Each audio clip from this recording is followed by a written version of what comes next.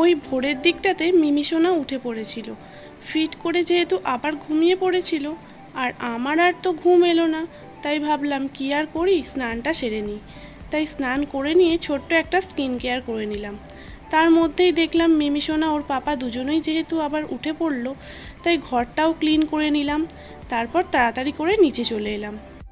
Hello everyone, good morning and welcome back to the new blog. তো আজকের ব্লগটা আমি শুরু করছি আমার রান্নাঘর থেকেই। সকাল সকাল উঠেই স্নান সেরে রান্নাঘরে চলে এসেছি, দেখতেই পাচ্ছ। আর পেছনে দেখো মিনির খাবার, জল গরম সব বসিয়ে দিয়েছি। এবার তাড়াতাড়ি করে ব্রেকফাস্টে কি বানাবো সেটা রেডি করে ফেলি। তো চলো তোমরা দেখতে থাকো ফুল ব্লগটা। আর আজকের ওয়েদারটা একটু মেঘলা রয়েছে, তাই ভাবলাম ভালো কিছু ব্রেকফাস্টে বানালে মন্দ হয় না কিন্তু। যেই ভাবা তেমনই কাজ। তারপর তাড়াতাড়ি করে ব্রেকফাস্টের যেগুলো বানাবো সেইগুলো জোগাড় করতে শুরু করে দিলাম।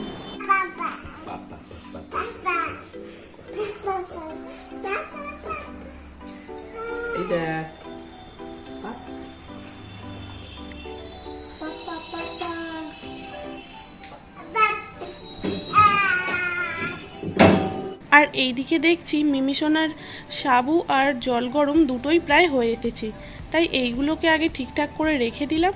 তারপরে আজকে ব্রেকফাস্টে ভেবেছি আলুর দম আর ওই চিঁড়ের পোলাও বানাবো। তার জন্যই সমস্ত সবজিগুলো কাটতে বসে পড়েছি। আলুগুলো আগে কেটে নিই, তারপর সেদ্ধ করতে বসিয়ে দিই, তারপরে বাকি সবজিগুলো কাটবো না হয়।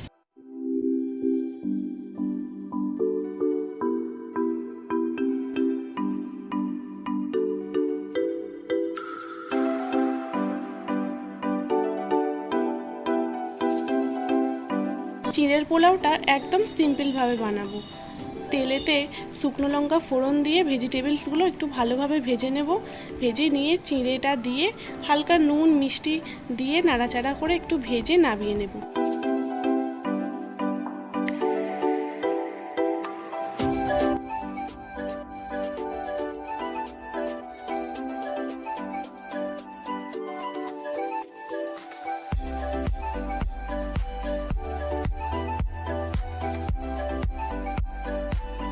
আমাদের বাড়ির সকলের আবার চিঁড়ের পোলাওটা শুকনো ভালো লাগে না, ওর সাথে একটু গ্রেভি টাইপের কিছু হলে নাকি ভালো লাগে ওদের। তাই তার সাথে একটু আলুর দম বানাচ্ছি। বেশি কিছু মশলা দিচ্ছি না, পেঁয়াজ আদা কোনো রসুন দেবো না, হলুদ আর কাশ্মীরি লঙ্কার গুঁড়ো, এমনি নর্মাল কাঁচা লঙ্কা টমেটো এইসব দিয়েই করছি। দেখে মনে হচ্ছে যে খুবই রিচ হয়েছে, কিন্তু একদমই রিচ নয় এটা। তো রান্নাটা তাড়াতাড়ি করে বসিয়ে দিয়ে ততক্ষণ আলুর দমটা ফুটতে থাকুক। আর মিমির যেহেতু ঘুম এসে গেছিলো, আমি ওকে খাইয়ে ঘুম পাড়াতে চলে এলাম।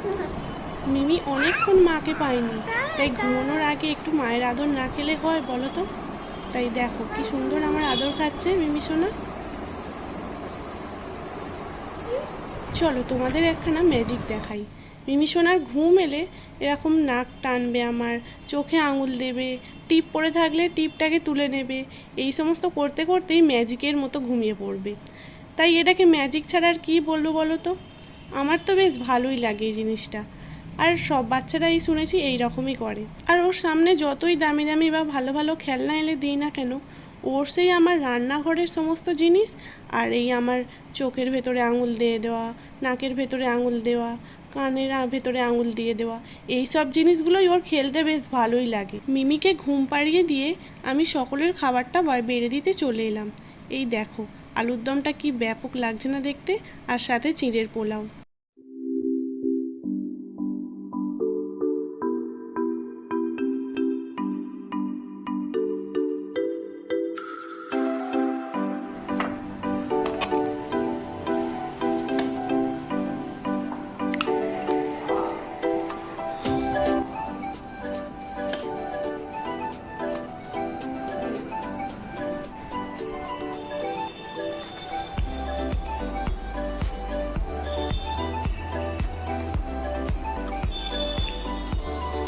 আজ মিমিকে রাধিকা সাজিয়ে ফটোশ্যুট করব, তাই তাড়াতাড়ি ব্রেকফাস্ট সেরে নিয়েছি যেহেতু, তাই তারপরে তারই ডেকোরেশনগুলো করতে স্টার্ট করে দিয়েছি আমরা।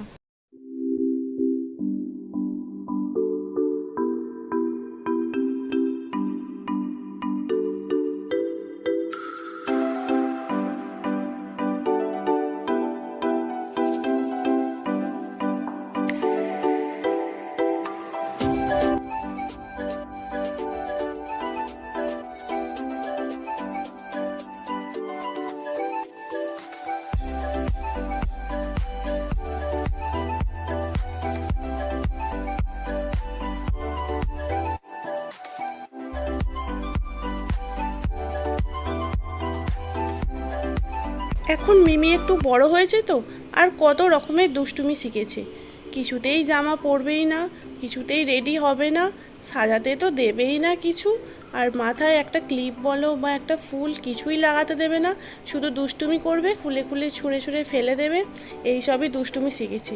ওকে কিছু একটা সাজাতে যে আমাদের কত কাণ্ড করতে হয়, কত যুদ্ধ করতে হয়, সে আমরাই জানি।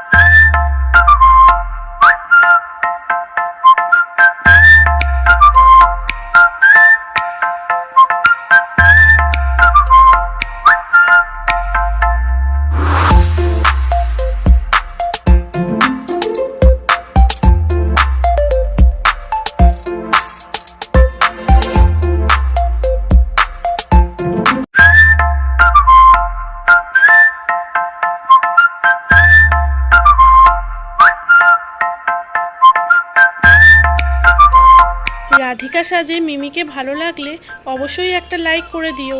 আজকের মতো বাই বাই।